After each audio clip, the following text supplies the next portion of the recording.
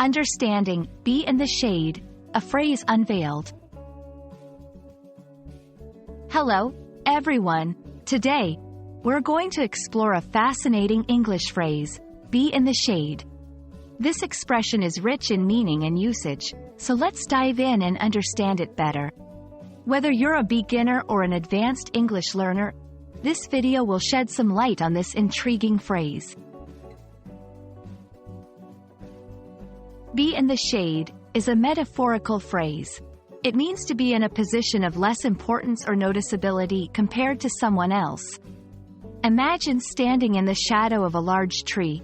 You're less visible compared to someone standing in the sunlight. Similarly, when someone is in the shade, they are overshadowed by another person's achievements or presence.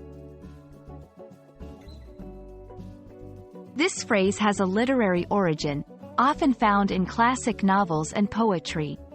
It's used to describe characters who feel overshadowed by others, either in talents, achievements, or social standing.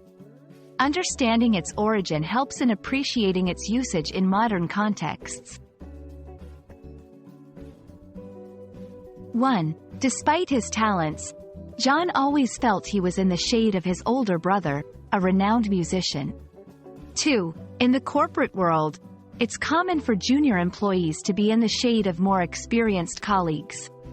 These examples show how the phrase is used in everyday language, illustrating the feeling of being less recognized or important.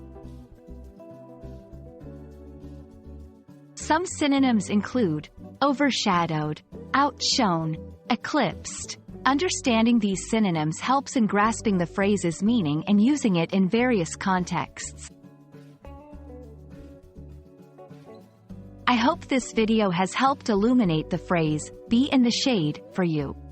Remember, language is not just about words, it's about the stories and emotions they convey. Keep exploring and enjoying the journey of English language learning. See you in the next video.